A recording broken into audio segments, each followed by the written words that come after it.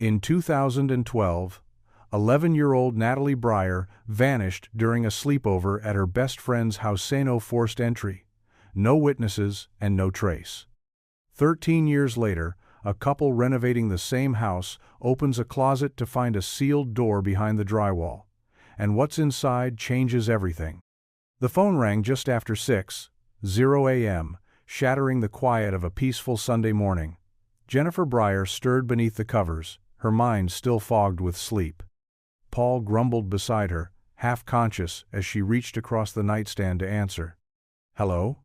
Her voice was scratchy with sleep, but the voice on the other end cut through with such urgency that it jolted her upright. "Jennifer, it's Lorraine. Is Natalie home?" It took Jennifer a few seconds to understand the question. "What? No, she's with Emily. For the sleepover, remember?" There was a long pause, then, more frantic this time, "She's not here. I thought maybe she'd come home early. Maybe you picked her up. She's not in the house. Two can't find her." Jennifer swung her legs over the side of the bed, her heart already thudding. "What do you mean she's not there?" Paul sat up now, alerted by the sudden edge in her voice. "I checked the guest room, the kitchen, the basement. She's not answering. She's not in the backyard. Two think she's gone." For a moment, neither parent moved. The words didn't make sense. Natalie wasn't the kind of child who wandered. She was cautious, thoughtful. She had never even crossed the street without holding someone's hand. Jennifer stood up. "We're coming." They were out the door in under 5 minutes, Paul still pulling on his coat as they raced the 4 blocks to the Evers 2-story colonial. The rising sun cast long shadows across the lawns. It was supposed to be just another lazy weekend morning, but the moment Jennifer stepped into the Evers foyer, something broke inside her. Lorraine was pale, her hands trembling as she wrung a damp dish towel. "I made pancakes," she said, voice trembling. "They always wake up to pancakes, but only Emily came down." Paul moved quickly, checking doors and windows, each one locked, each one untouched. No broken glass, no pried screens, no signs of forced entry. Emily stood at the top of the stairs, silent and pale, still in her pajamas. Her eyes were wide but hollow, as if whatever had happened had stolen the language from her. "I woke up and she was gone," she whispered when asked. "She didn't say anything. I thought she was in the bathroom." Jennifer collapsed into a kitchen chair as sirens echoed in the distance. The police would arrive, bring dogs, dust for fingerprints. But they would find nothing. The house had held its secrets too tightly. Natalie Breyer had vanished without struggle, without sound, and without a trace.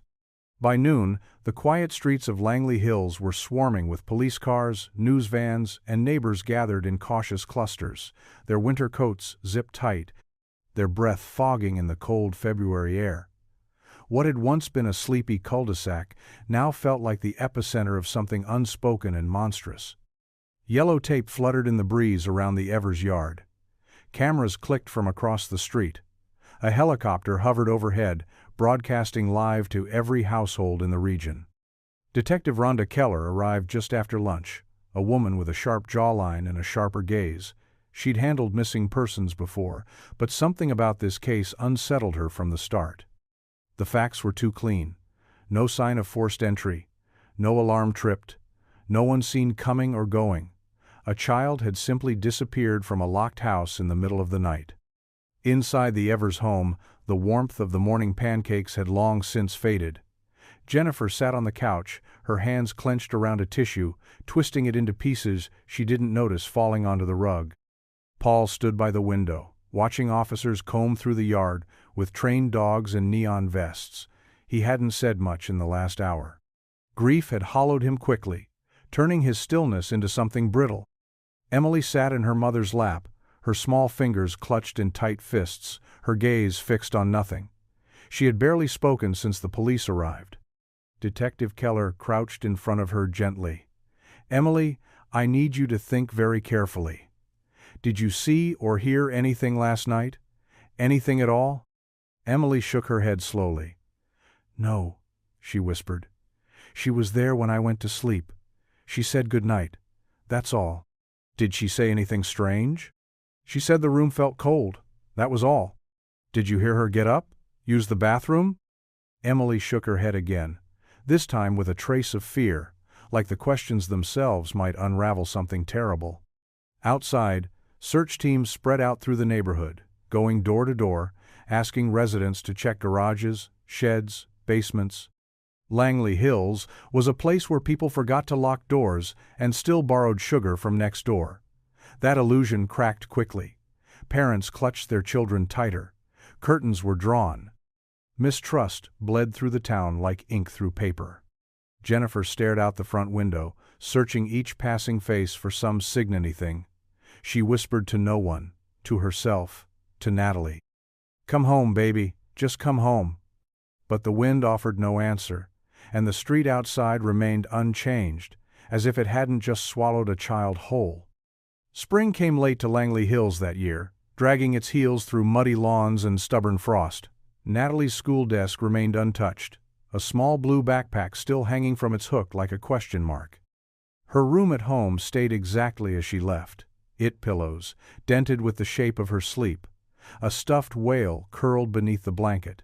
Notebooks half filled with looping cursive and childish drawings of ocean creatures. Jennifer dusted every surface daily, not because it needed it, but because she couldn't bear to let anything disappear further. Weeks bled into months, and the search turned quiet. The reporters stopped calling. The posters stapled to telephone poles grew sun-bleached and tattered, fluttering like ghosts in the wind. Detective Keller still came by now and then, her face grim with quiet apologies. "We're still working on it," she said. "We're following every possible angle." But her eyes told a different story, the look of someone forced to stop chasing a shadow that left no footprints. Jennifer couldn't stop. She poured herself into forums late at night, reading stories of children taken, children returned, children never found.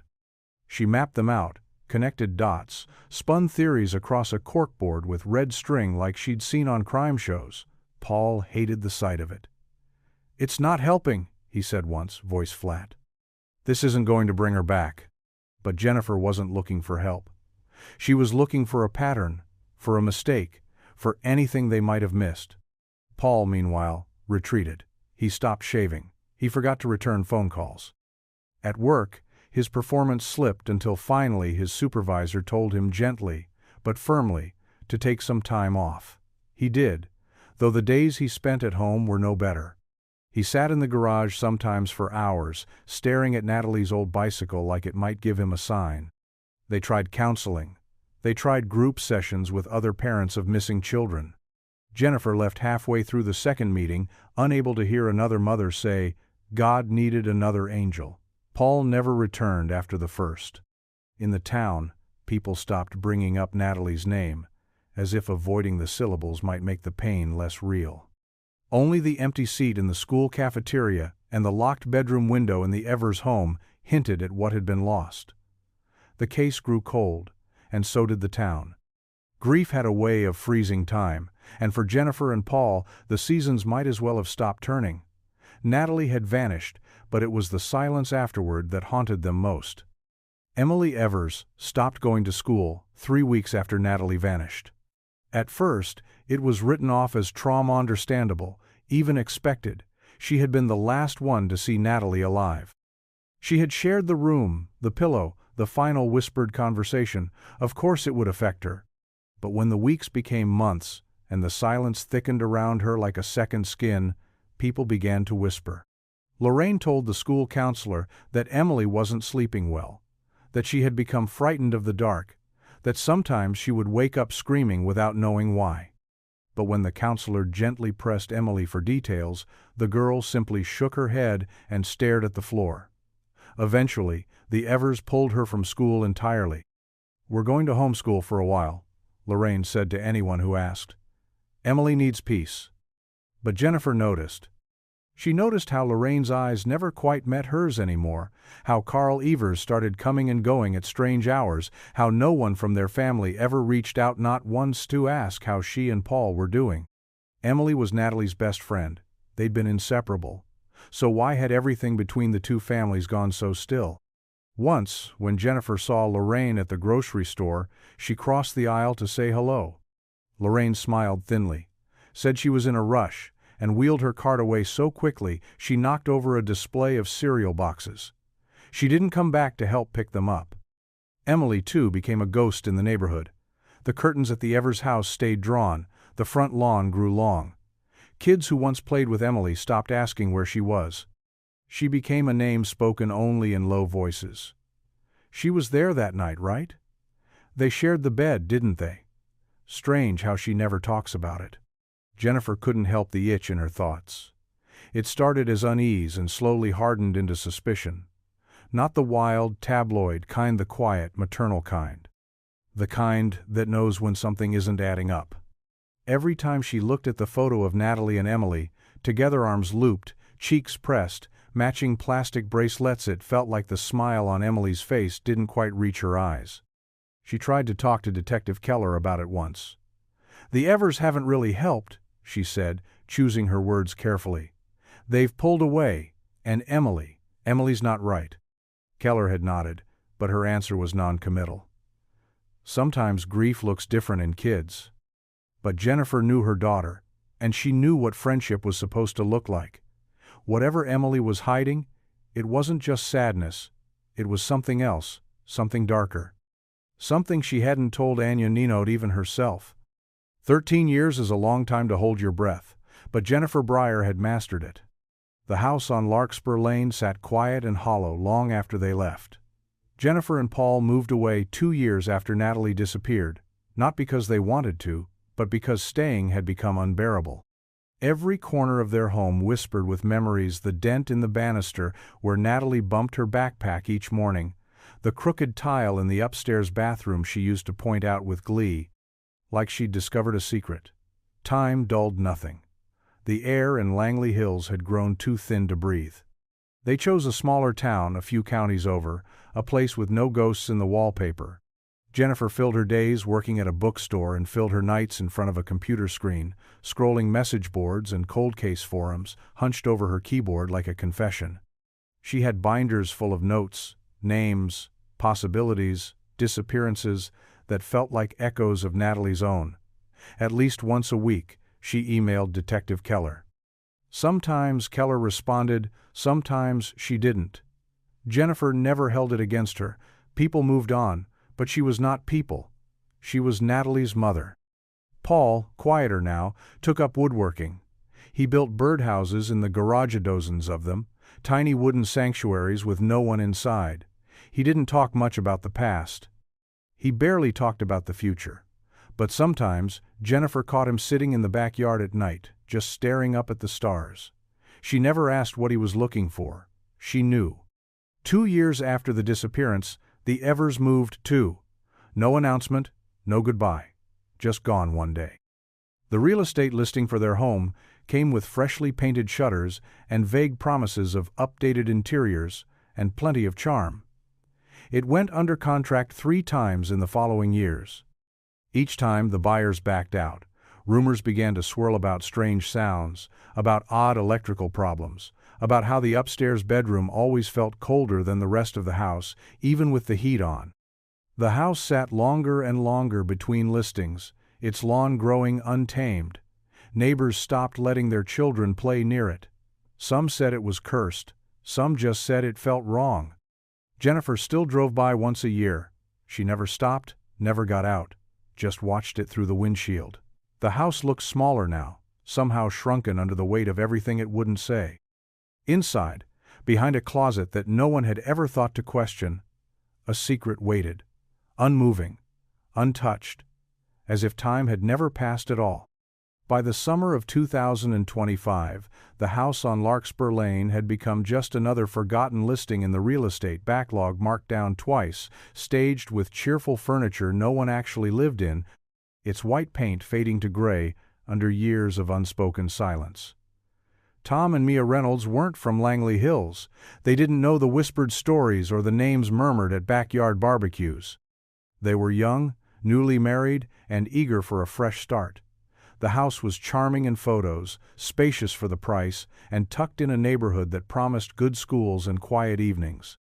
It's got character," Mia had said the first time they toured it, brushing her fingers along the worn banister. "The kind you can't build new." Tom agreed. He liked the big windows, the creak in the hardwood, the way the light filtered through the upstairs hallway just right. The real estate agent, a tight-smiled woman with a clipboard and eyes that didn't quite meet their shad, been vague when asked about the property's history. "There was a tragedy here, a long time ago," she said, voice soft. "Nothing violent, but if you're the type that's sensitive to energy, it might feel heavy." Tom wasn't sensitive to energy. He was sensitive to mortgages. The house was well below market value and came with a big backyard for the dog they planned to get someday. He signed the papers the next week. Mia unpacked the moving boxes like she was decorating a dream, candles on the mantel, string lights around the bedroom window, a framed quote above the kitchen sink that read, "Begin each day with a grateful heart." She painted the guest room herself, brushing warm yellow over the faded lavender wallpaper, never stopping to wonder why the corners bubbled strangely or why the closet door didn't sit flush in its frame. They didn't hear the stories until weeks later, at a neighborhood barbecue. Someone had asked which house they'd moved into, and when Tom said, "The one at the end of Larkspur," the conversation shifted. People nodded too slowly. Smiles thinned. A woman from across the street, clearly a few glasses in, leaned closer and said, "You know, a little girl went missing from that house. Years ago. Never found." Mia had laughed politely, brushing it off as gossip.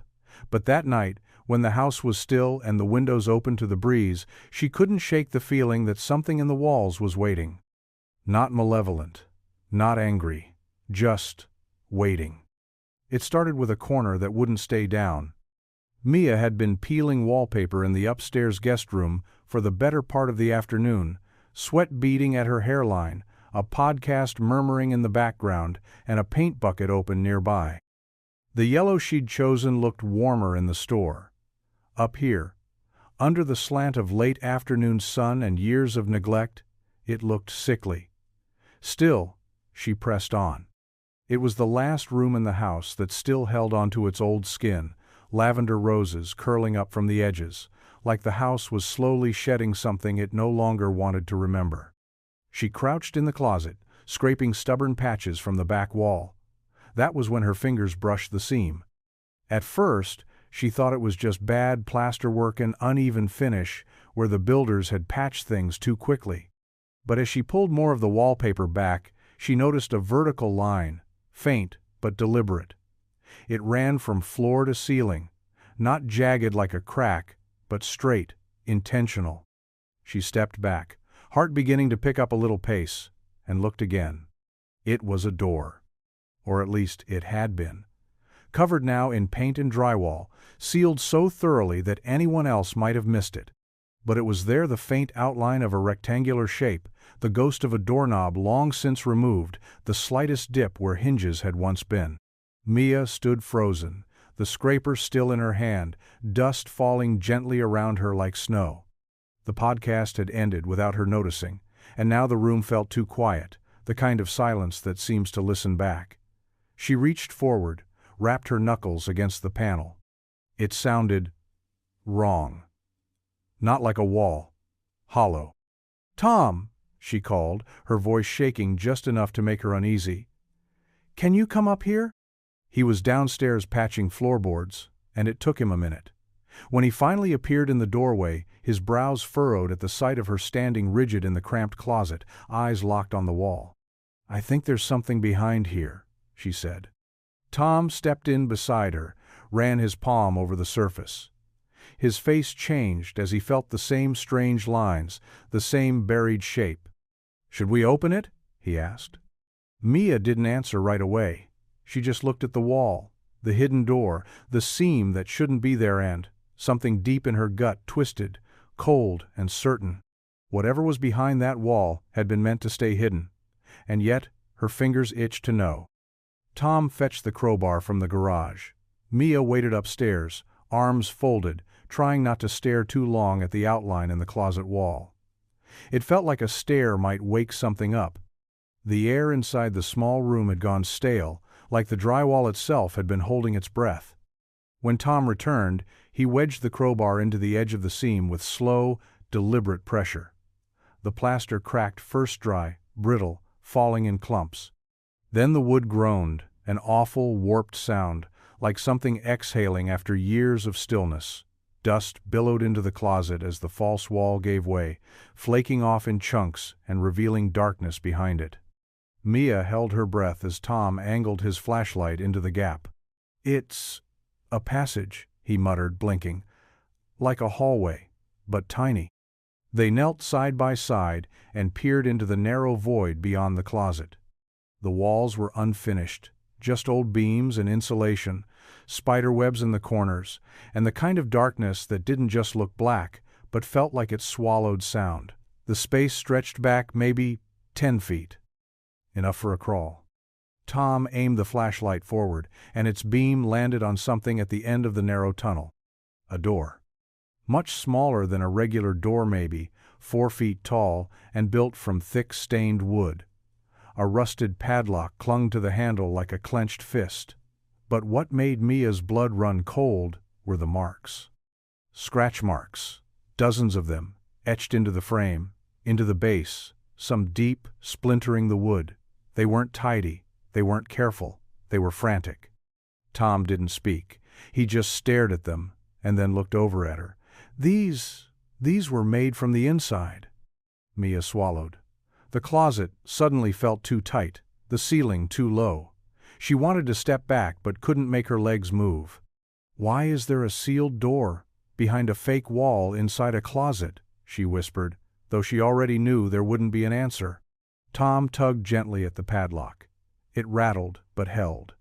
"We need to call someone," he said, but his voice sounded distant, like it was coming from a long way off. Mia's eyes stayed on the scratches. She could almost feel the fingernails breaking, hear the sound they must have made in that silence. Something or someone had tried to get out. The locksmith arrived the next morning. He was a quiet man with a faded denim jacket and calloused hands, the kind of person who didn't ask too many questions when handed a padlock that hadn't seen sunlight in over a decade.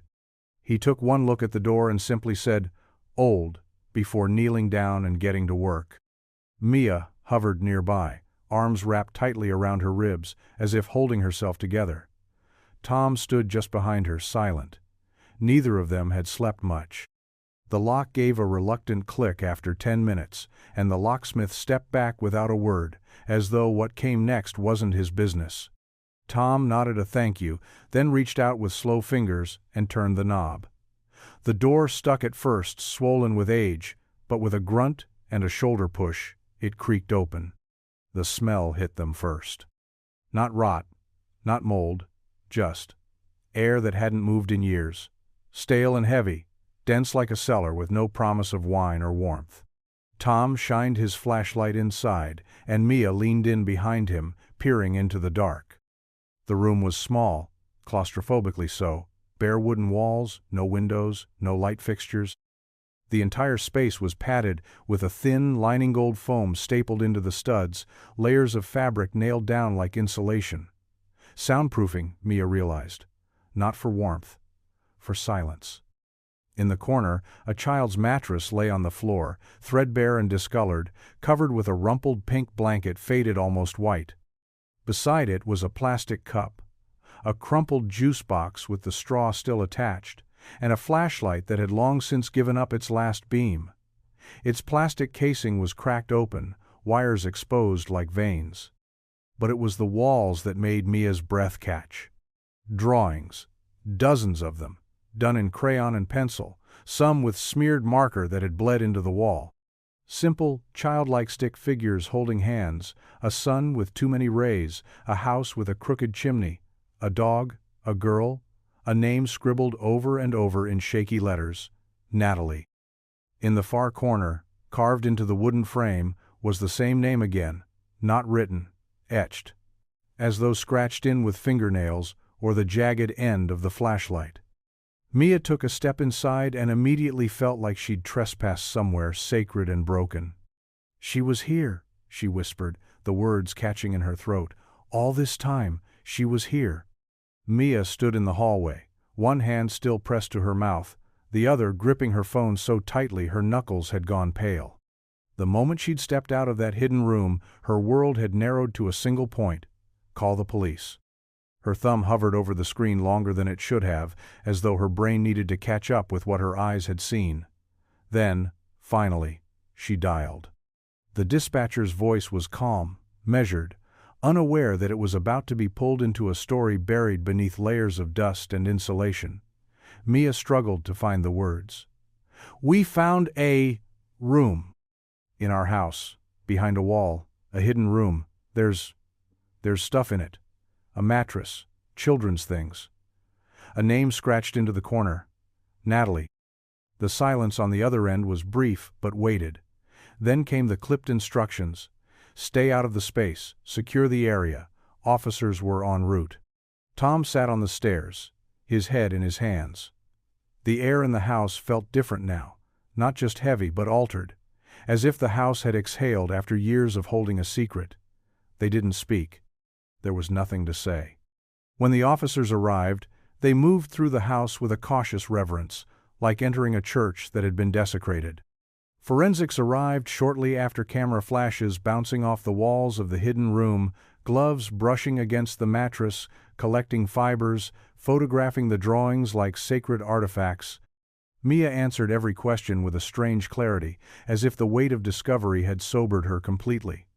The name, the size of the space, the age of the objects, it all pointed to one possibility. They called Langley Hills PD. Then they called a name that still lived on the corner of old case files and newspaper clippings. Jennifer Breyer was sitting at her kitchen table, sipping tea gone cold, when her phone rang. Unknown number. She almost didn't answer. The voice on the other end was calm, too calm, the kind used by people delivering news that might rearrange the rest of your life. "Mrs. Breyer," the woman said, "I'm calling from Langley Hills PD. I believe you're the mother of Natalie Breyer." Jennifer's heart stilled. "We found something. In the house on Larkspur Lane. It's connected to your daughter's case, we believe. We believe she may have been there." Jennifer didn't respond. Her vision blurred. The mug slipped from her hand and shattered on the floor. 13 years of silence cracked open in a single sentence, and everything she'd buried came roaring back. The road into Langley Hills hadn't changed. Same winding streets lined with dogwood trees. Same uneven sidewalks cracked by roots that had been there longer than most of the houses. But for Jennifer Breyer, it felt like stepping onto another planet. One where time had folded in on itself and delivered her, trembling and breathless, right back to the morning everything ended. She hadn't been back in over a decade, not once, not even to drive through.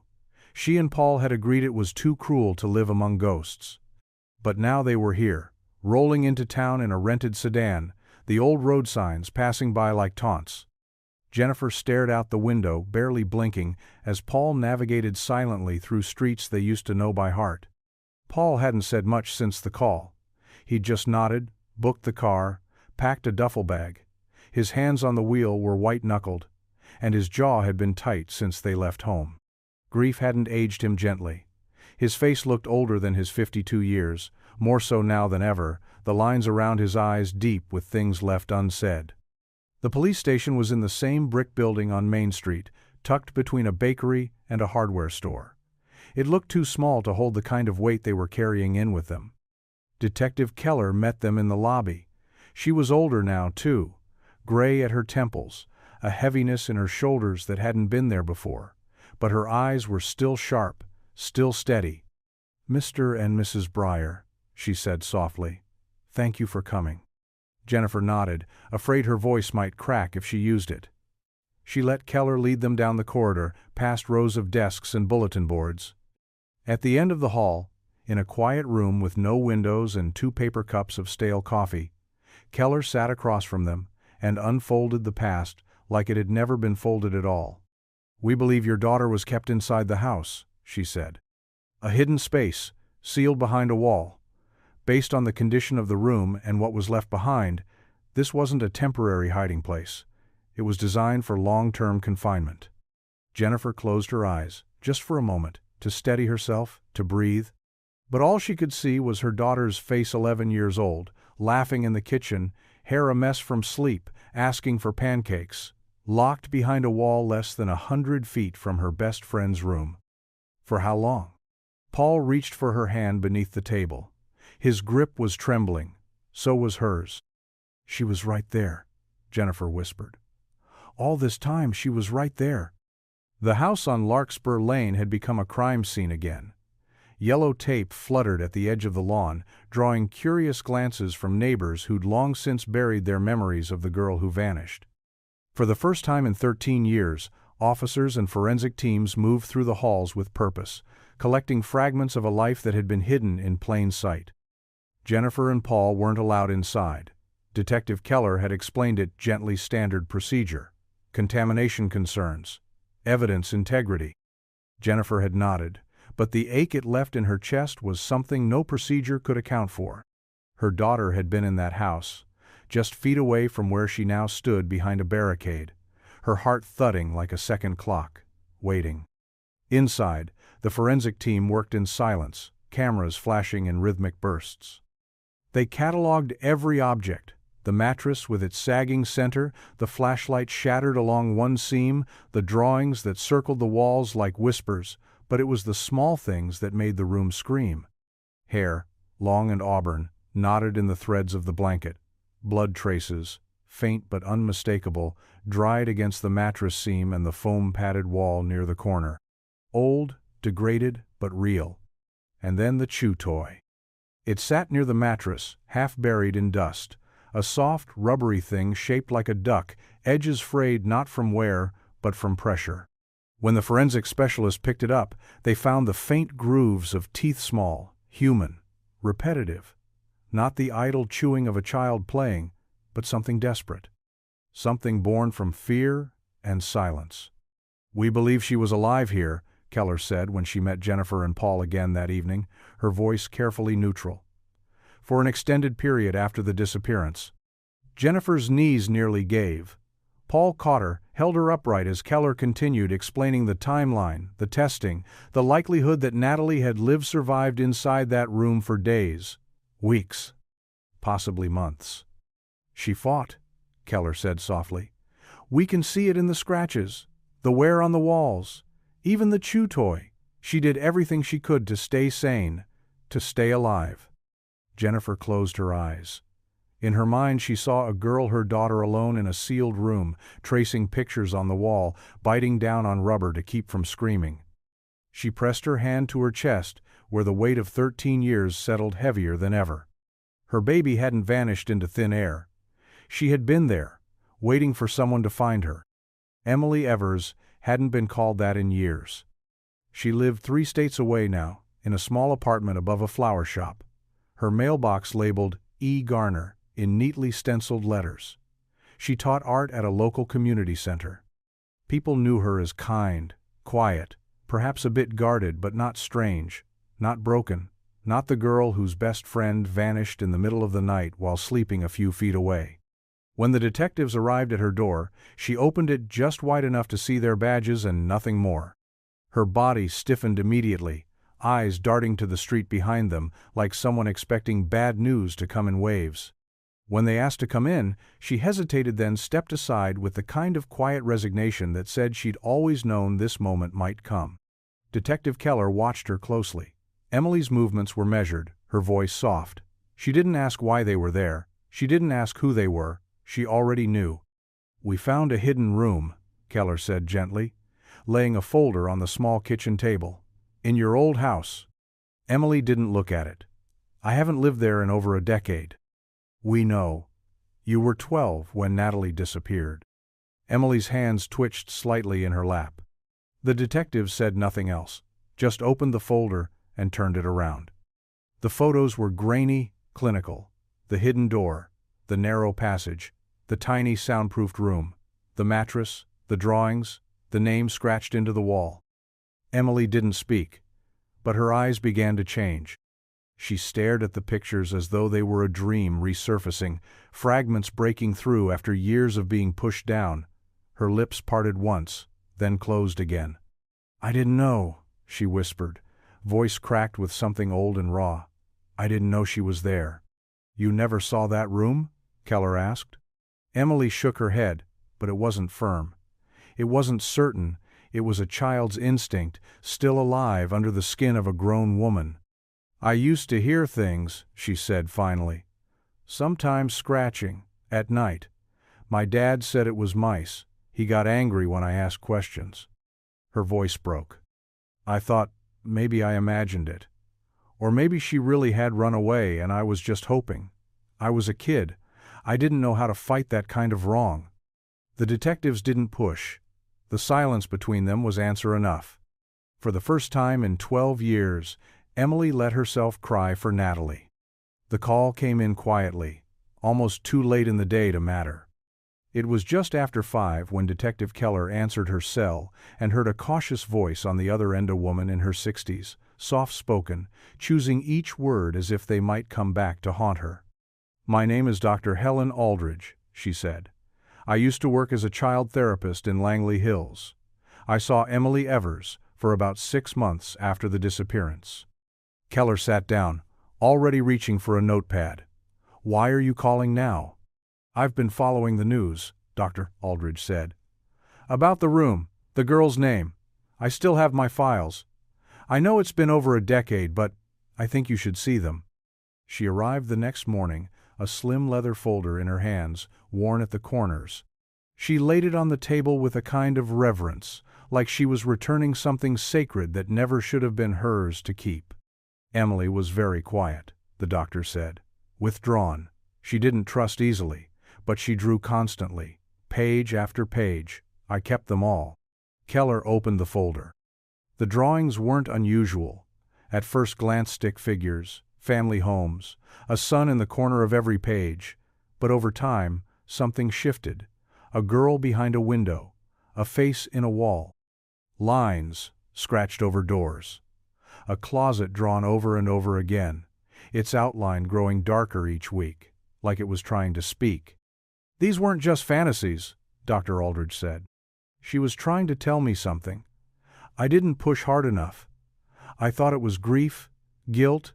Now I wonder if she saw something, knew something, and didn't know how to say it without fear." One session note stood out, dated 4 months after Natalie disappeared. Emily referred to a hole in the wall that whispers at night.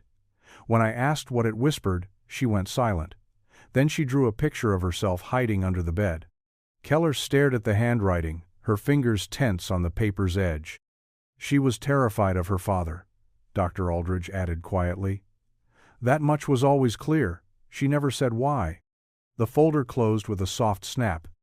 Outside the station, the wind carried the first chill of approaching autumn. Inside, a picture was beginning to form of a girl who hadn't run away, and another who had spent years convincing herself she hadn't seen the truth. Until now. The basement was the one place Mia had been avoiding. Not because it frightened her, not exactly, but because every time she walked past the narrow door beneath the stairs, she felt the pressure of something unfinished. The house had changed since they opened that hidden room. It breathed differently now, like something trapped had been set loose and was moving quietly through the walls. The nights were restless. Lights flickered without cause. The dog barked at corners. And still, Mia had left the basement door closed. Until now. It was late afternoon when she descended the steps, flashlight in hand, the main light above her flickering once before, giving out completely. Dust motes hung thick in the air, swirling through the narrow beam of her light like ash. The air was cooler down here, damp. The walls were unfinished, stone in places, old insulation, yellowed and peeling back like dead skin. Most of the room was empty, just a few paint cans, an old workbench, rusted tools. But in the far corner, tucked behind a stack of warped plywood, was something she hadn't noticed before. A tall, dented filing cabinet. It was the kind with a stiff handle and a lock that no longer worked. Mia tugged the top drawer open. It screeched in protest, the sound jarring in the quiet space. Inside were folders, yellowed, some with mold in the corners, most empty. But the second drawer was different. It was full of paper loose, wrinkled, some torn along the edges, drawings, dozens of them. The style was unmistakable, childlike, urgent. The same looping stick figures, the same crude depictions of a girl behind a wall, a closet with dark lines around its frame, a sun with sharp rays, sometimes crying. And always the name Natalie written in shaky pencil, sometimes backwards, sometimes fading. Mia sat back on her heels, heart thudding, as she flipped through them. Some were torn out of school notebooks, others were drawn on the backs of old receipts or envelope flaps. As if whoever had saved them wasn't supposed to, but couldn't bring themselves to throw them away. She reached the bottom of the drawer and paused.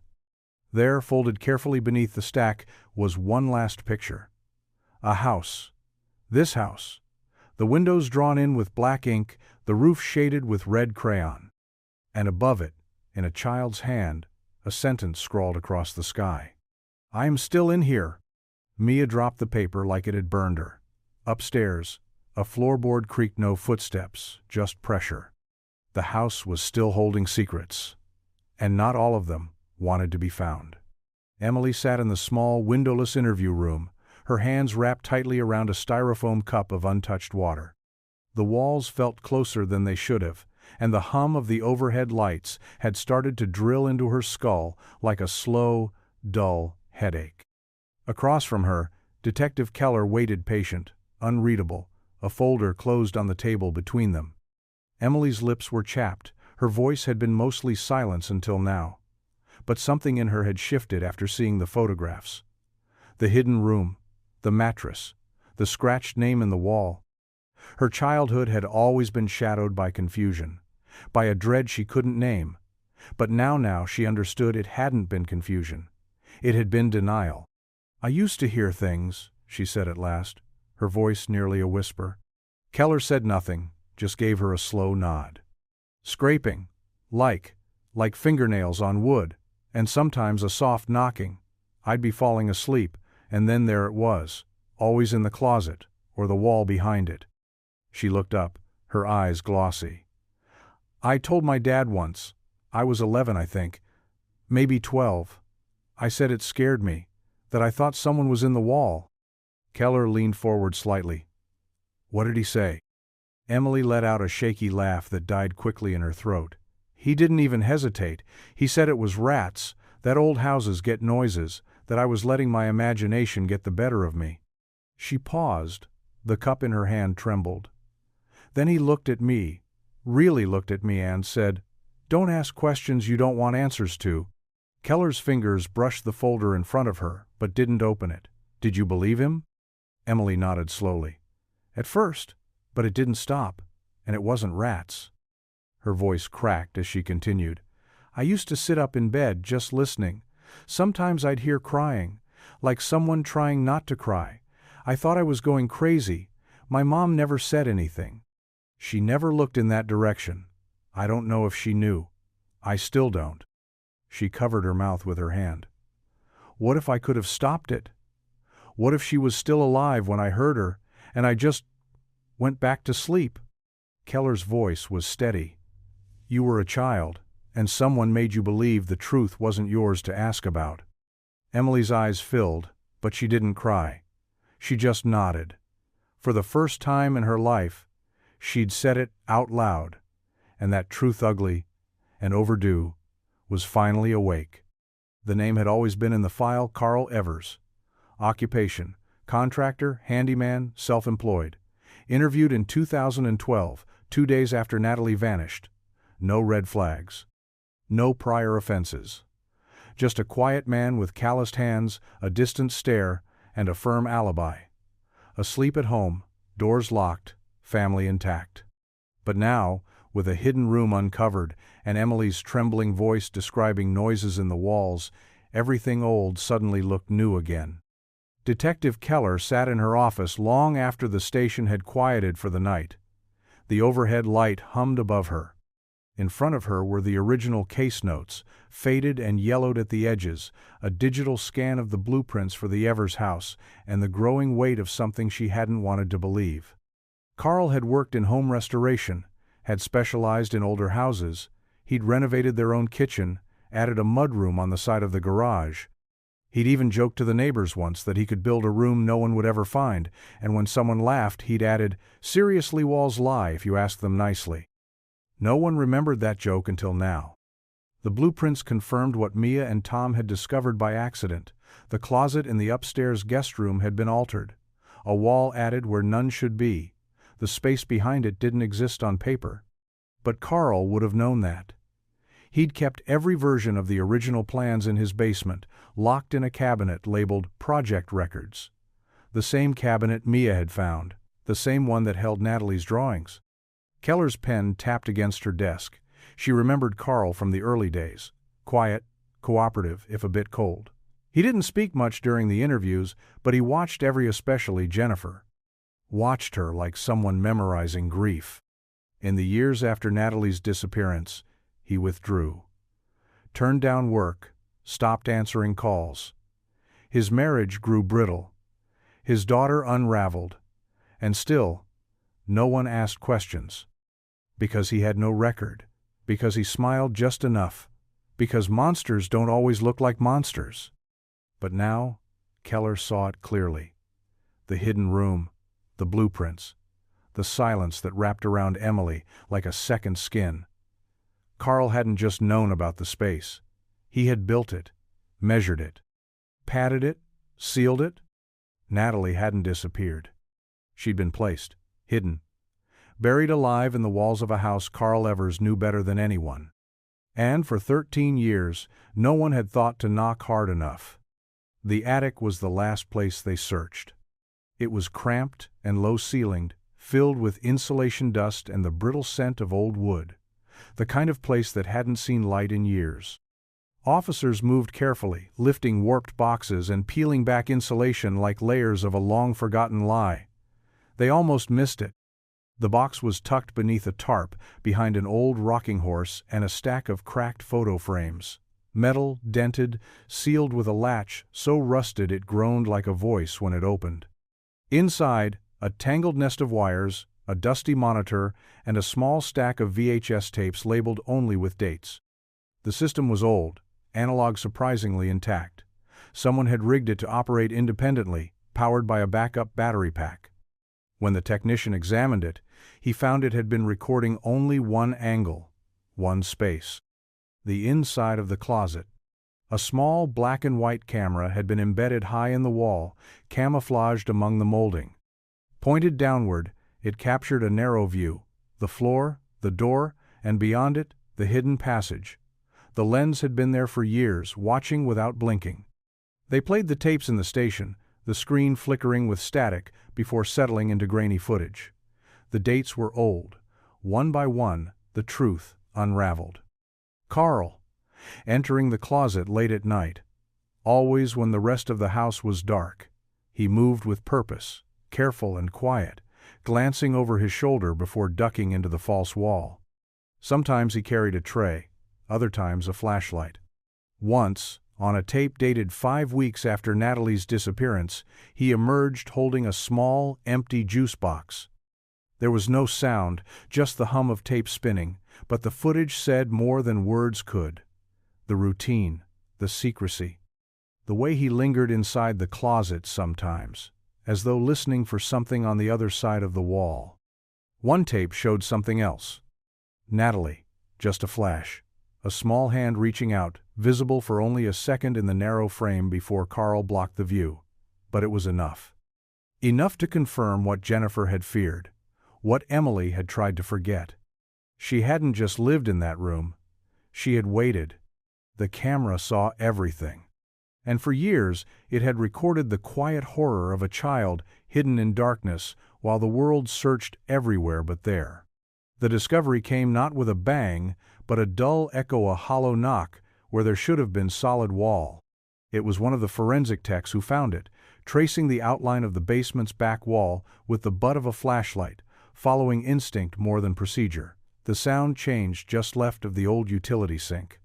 A space behind it, concealed by drywall and carefully matched paint, newer than the rest of the basement, but aged just enough to disappear into the background.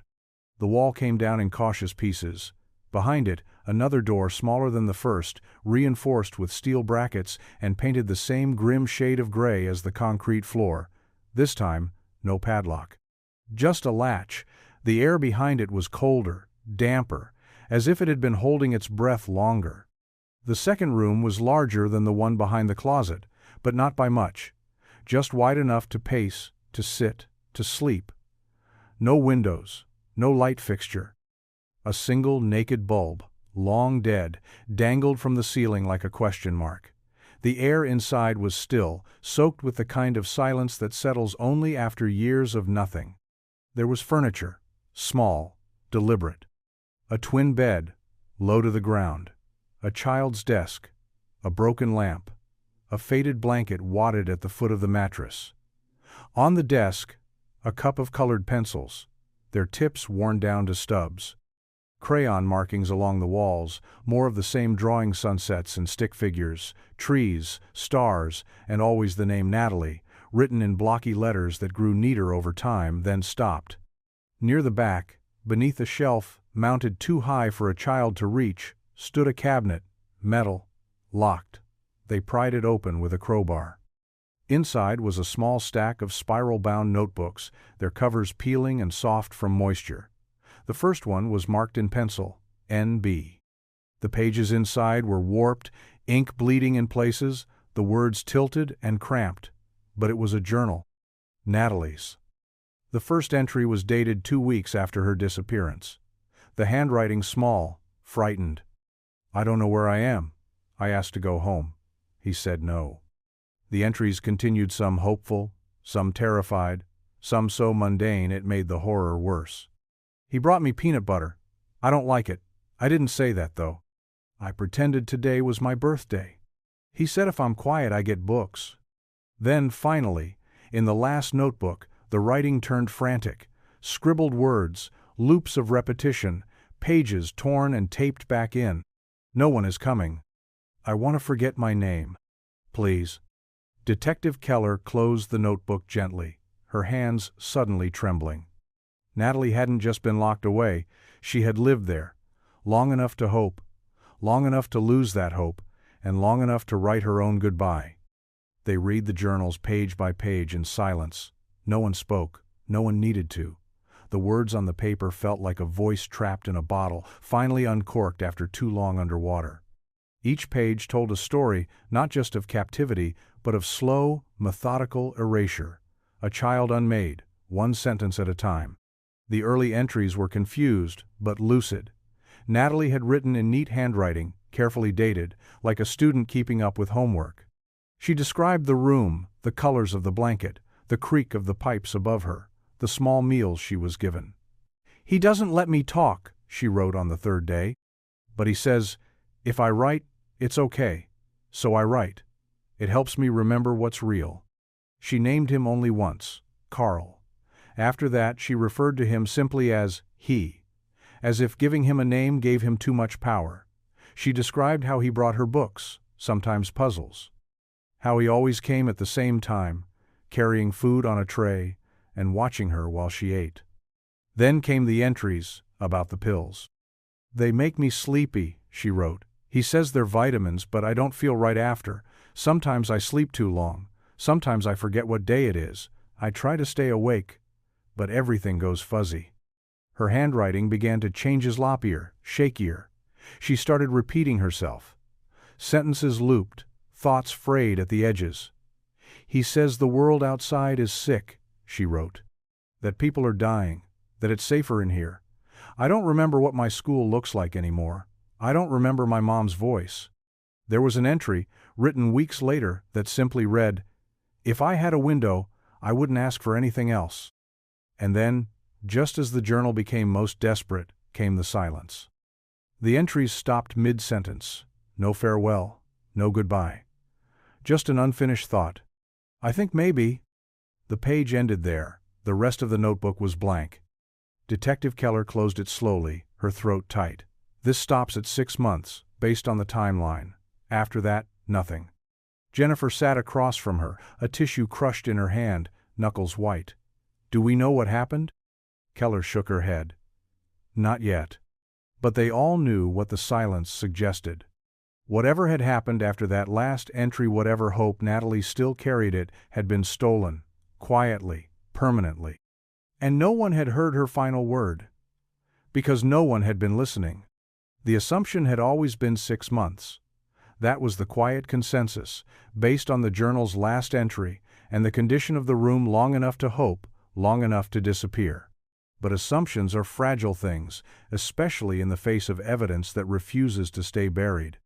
It was the forensic team that found it, tucked into the back corner of the second hidden room, beneath a loose floorboard that creaked just slightly differently than the rest.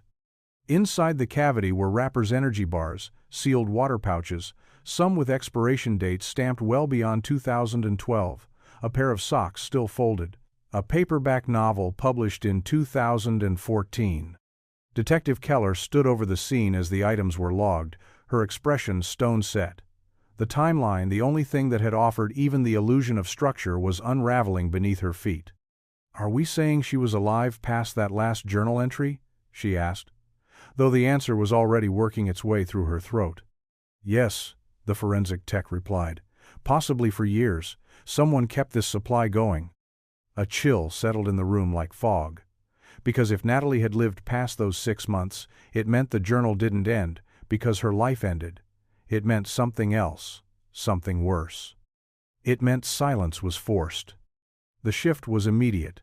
The case folder, long labeled "Missing Child," was updated. Now, long-term abduction and unlawful imprisonment. And another word was added in pencil at the bottom of the page: homicide, with a question mark curling beside it like smoke. Detectives returned to the evidence from the surveillance tapes. The dates lined up, the pattern held. Carl had continued visiting the hidden room long after everyone had stopped looking. Years, not months.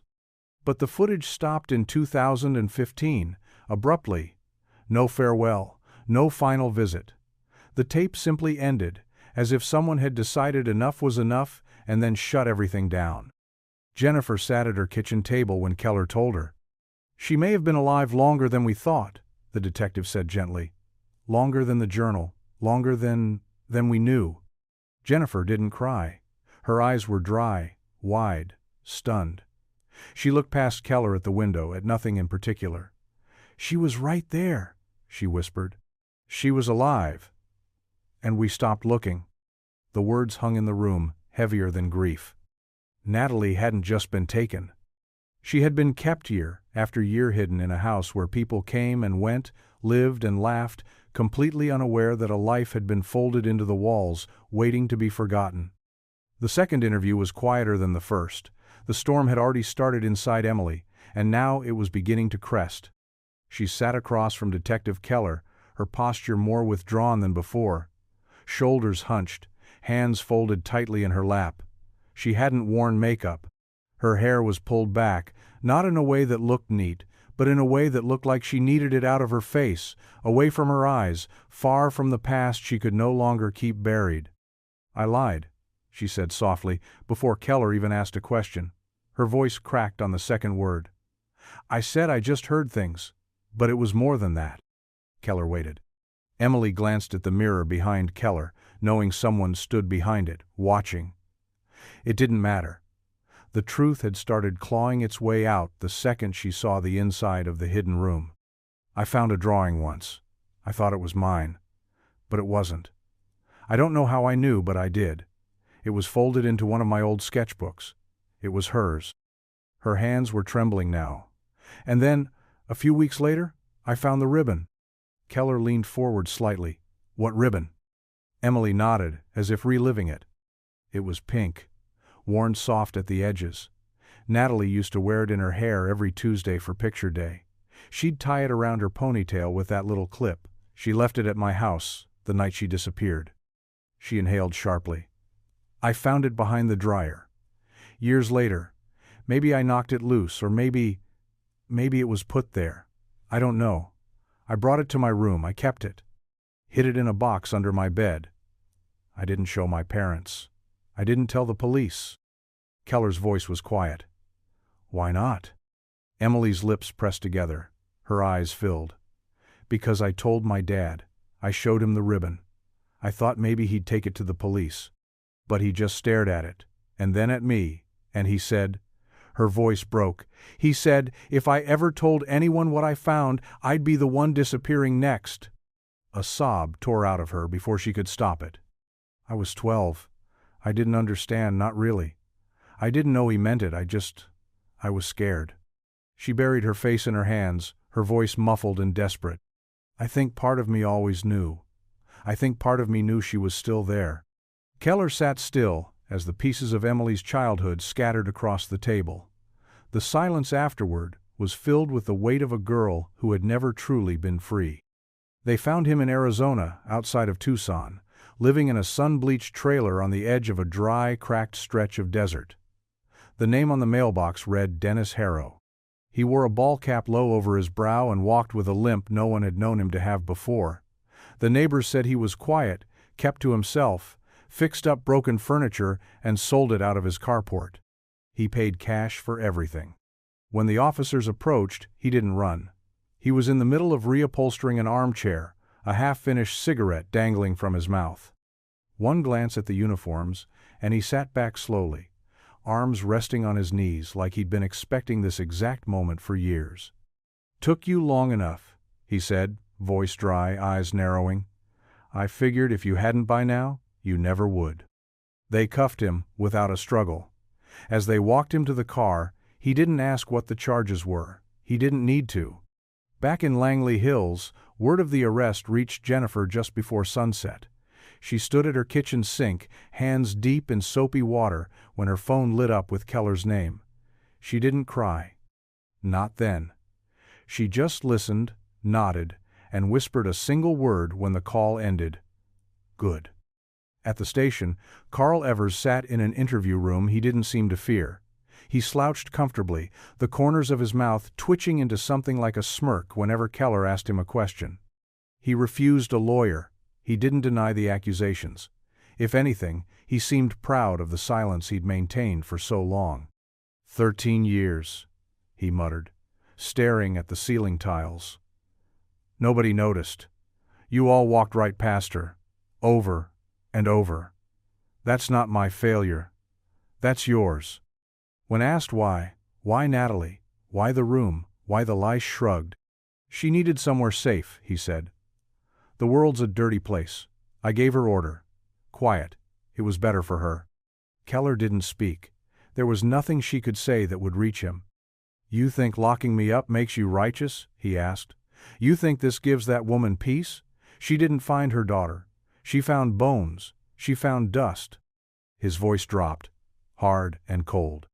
I made that house into something sacred, and none of you even knew it was there. He smiled then, small, tight, not with pride but possession. Carl Evers had buried the truth with careful hands. And now, finally, it had dug itself out.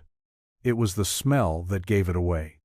A third crawl space, low and tight, nestled behind a false panel near the foundation wall overlooked during earlier sweeps, written off as structural dead space, but the dogs found it. And when the officers pulled back the thin plywood cover, the air shifted. Even before the lights were aimed inside, even before the forensics team crouched down and crawled forward on hands and knees, they all knew. The space was small, barely wide enough for an adult to turn around. Damp earth clung to the floor in patches, interrupted by jagged roots and broken stone. In the far corner, almost deliberately tucked away, were the remains. Not a full skeleton, partial, fragile, some bones long since surrendered to time and moisture, but enough.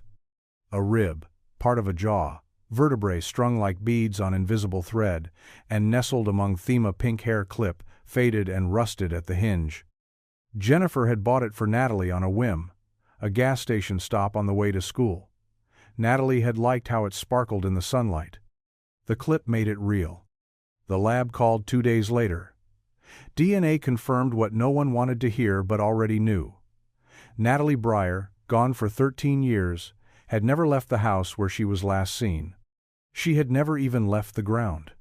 When Keller delivered the news to Jennifer and Paul, there were no screams, no wild collapse. Just the sound of Jennifer's breath leaving her in one long, slow exhale as if her body had been holding it in for over a decade. Paul stared at the wall, eyes unfocused, his hand resting gently on his wife's. They didn't speak. They didn't need to. Later, they sat together in their living room. The house was too quiet. The kind of quiet that once meant safety, but now meant finality. Jennifer held the DNA report in her lap, unopened. She didn't need to read it. "She was under our feet," she said finally, her voice hollow. "For all those years, we looked everywhere. We looked everywhere but there." Paul didn't answer. He reached across the couch and took her hand. Outside, the wind moved through the trees like a breath that couldn't settle. Inside, what remained was grief, not the blind, aching kind that screamed into the unknown, but the slow, heavy grief that came with certainty. Natalie was never coming home. But now, at last, she was found. The house went back on the market in early spring. The listing was brief. Charming fixer, upper with history, and the photos carefully framed. No mention of crawl spaces, no glimpse of closets. Just sunlit angles, a neatly mowed lawn, a fresh coat of paint over wounds no brush could ever really erase. The new buyers were from out of state, young, eager, unaware. And this time, no one in the neighborhood said a word. By the time the paperwork cleared, the hidden spaces had already been sealed. It was part of the sale agreement, every entrance walled over, every passage filled. Drywall replaced the open scars. The door behind the closet no longer existed. The second room in the basement had been stripped and insulated, the foundation crawl space reinforced with concrete. It was as if the house was trying to forget. Jennifer returned on a Monday morning, alone. She hadn't told Paul. He would have come, but she needed to do this in silence. The realtor had arranged an hour alone before the new owners arrived to take possession. A final moment with the place that had haunted her for half her life. The house was empty, but it wasn't quiet. Old houses hold echoes, and this one held more than most.